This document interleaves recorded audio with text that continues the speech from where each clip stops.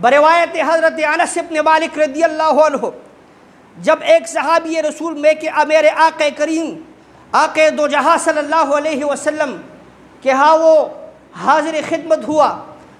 اور میرے آقا سے پوچھا، یا رسول اللہ صلی اللہ علیہ وسلم ذرا یہ تو بتانا کہ قیامت کب نافذ ہوگی؟ تو میرے آقا دو جہاں صلی اللہ علیہ وسلم نے اس صحابی کو کیا فرمایا، اے صحابی آپ نے قیامت کے لیے تیاری کون سی کی ہے؟ آپ نے کتنے عبادات کیے ہیں؟ آپ نے کتنے نوافل پڑھے ہیں؟ آپ نے کتنی ریاضت کیے ہیں؟ آپ نے کتنے جو ہے نا وہ تقوی سے کام لیا ہے؟ آپ نے کتنے روزے رکھے ہیں؟ تو صحابی نے جو جواب دیا، تو میرے خیال میں میری گفتگو کا مقصد یہی صحابی کا قول ہے جو امام بخاری نے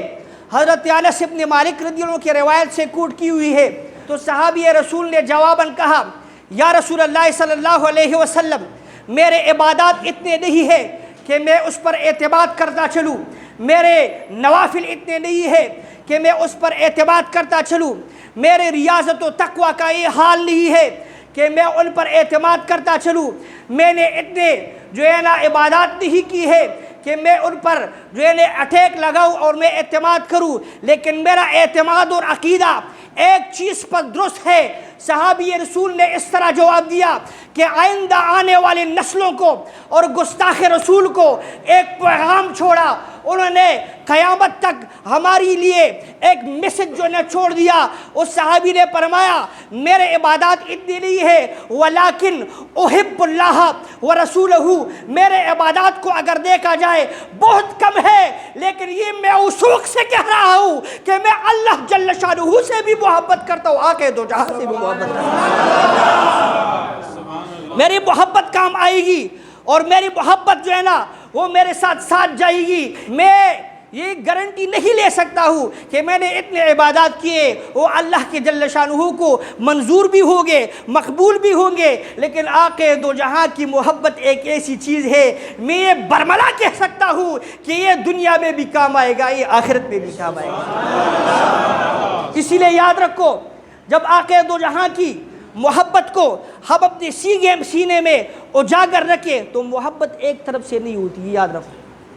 جب آپ محبت کرتے ہو نا، ریٹرن میں آپ کو بھی محبت ملے گا۔ جب آپ کسی کا ندا کر رہے ہو، جب آپ کسی کو پکارتے ہو، جب آپ کسی کو یاد کرتے ہو، جب آپ کسی کی یاد میں روتے ہو، جب آپ کسی کا صدا بلند کرتے ہو، جب آپ یا رسول اللہ کے ندا بلند کرتے ہو، جب دو جہاں صلی اللہ علیہ وسلم کا محبت بھی یقیناً آپ کے ساتھ آئے گی۔ اور اس بنیاد پر ایک اور روایت کوٹ کرتا چلوں تو جیسی میں نے کہا کہ اگر ہم حضور سے محبت کرتے ہیں تو ریٹرن میں بھی ہم کو محبت ملے گا۔ جب آقا دو جہاں کی نظر ہم پہ پڑے گی نا، یاد رکھو ہماری دنیا ہی بدل جائے گی۔ حضرت توجہ ہے نا، حضرت عمر فاروق وہ میرے آقا دو جہاں صلی اللہ علیہ وسلم کے قتل کے درپے تھا، ان کے قتل کے درپے تھا۔ اور روایت میں آتا ہے کہ حضرت عمر فاروق جب انہوں نے ایمان نہیں تسلیم کیا، ابھی ان پر نگاہ محبت نہیں لگی ہوئی تھی، اب ان پر نگاہ شفقت نہیں لگی ہوئی تھی، اب اس کا انداز الگ تھا، اب کا اس کا انداز جلا تھا، وہ محبت سے آری تھا، وہ عقیدت سے آری تھا، ان میں جو ہے نا ابھی ایمان نہیں تھا۔ تو روایت میں آتا ہے کہ جب حضرت عمر فاروق نے آقا دو جہاں صلی اللہ علیہ وسلم کے ہاں قتل کا منصوبہ بنایا، اور جب عمر فاروق اپنے تلوار کو ہاتھ میں تھامے ہوئے آقا دو جہاں صلی اللہ علیہ وسلم کے آگے بڑھ رہے تھے، تو جب صحابہ کرام رضی اللہ عنہم کو پتہ چلا کہ عمر فاروق تو آ رہے ہیں، وہ آقا دو جہاں صلی اللہ علیہ وسلم کو نقصان پہنچانے کے لیے آ رہے ہیں، وہ انتہائی جلال میں ہے، وہ انتہائی پاور میں ہے، وہ انتہائی فارم میں ہے، شاید وہ کچھ اس طرح کام کر بیٹھے کہ ظاہری طور پر نقصان پہنچے۔ میرے آقا دو جہاں نے فرمایا عمر فاروق پر مزاحمت مت کرو، اس کو چھوڑ دو، چھوڑ دو، اس کو مت رکو، میرے ساتھ بلاؤ۔ تو یاد رکھو یرداشی پری یہ ضرورت نہیں، عمر فاروق کو چھوڑ دو، وہ آ جائے، اس کے ہاتھ میں تلوار تھی، اس کے ہاتھ میں تلوار تھامی ہوئے وہ آقا دو جہاں کے قتل کا منصوبہ بنا رہا ہے۔ میرے آقا دو جہاں کی نظر اب ان پہ نہیں پڑی تھی۔ یاد رکھو یہاں میں ایک محبت کا جملہ عرض کر رہا ہوں، اور کسی کی طبیعت میں اگر بشاشت آ جائے تو ضرور جواب دے دینا۔ ارے آقا کریم صلی اللہ علیہ وسلم کی نگاہ جب حضرت عمر پر پڑ جائے وہ حضرت عمر نہیں رہ جاتے، وہ عمر فاروق بن جاتے۔ اور جب میرے آقا دو جہاں کی نگاہ الفت اور نگاہ محبت حضرت ابو بکر پر پڑ گئی تو وہ ابو بکر نہیں رہ گئے، وہ ابو بکر صدیق بن چکے۔ اور جب میرے آقا دو جہاں کی نگاہ الفت اور میرے آقا دو جہاں صلی اللہ علیہ وسلم کی نظر عنایت جب حضرت عثمان پر پڑ گیا تو عثمان نہیں رہ گیا، وہ عثمانی ذی النورین بن چکا۔ اور مجھے کہنے دیجئے کہ جب میرے آقا دو جہاں کی انتہائی اہم جملہ میں کہنے لگا ہوں، جب میرے آقا دو جہاں جب میرے محمد عربی صلی اللہ علیہ وسلم کی نگاہ محبت حضرت علی پر پڑ گئی، وہ حضرت علی نہیں رہ گئے، وہ علی شیر خدا بن گئے، وہ حیدر کرار بن گئے۔ وہ ان کو اللہ جل شانہ نے ایک مقام و منصبت عطا کیا۔ جب حضرت عمر فاروق کو جب آ گئے آقا دو جہاں صلی اللہ علیہ وسلم کے سامنے ہوئے، میرے آقا دو جہاں کا محبت جب پڑی، جب محبت کی نظر ان پہ پڑی تو ایک شاعر فرماتا ہے نظر آخر نظر ہے بے ارادہ اٹھ گئی ہوگی، کسی کی آخری ہچکی کسی کی دل لگی ہوگی۔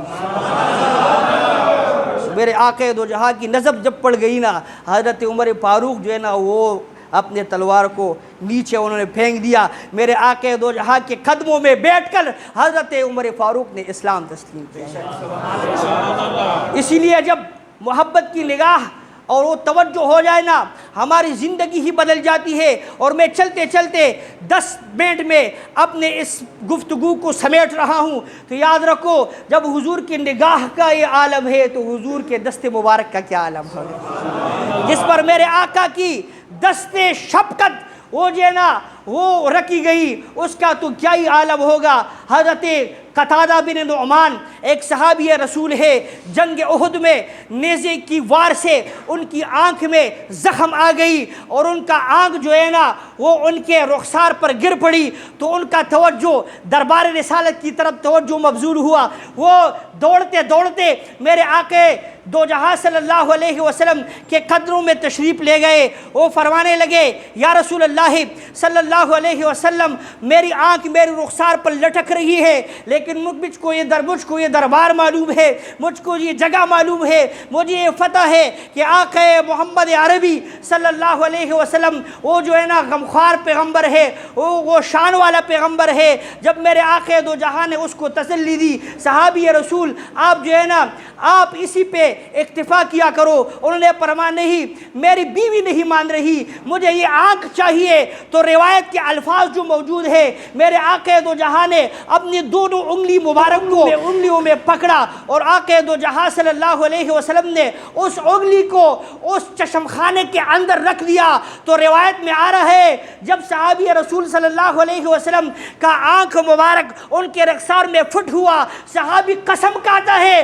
مجھے بعد میں پتہ نہیں چلا میری دکھتی آنکھ کون سی ہے، میرے صحیح آنکھ کون سی ہے۔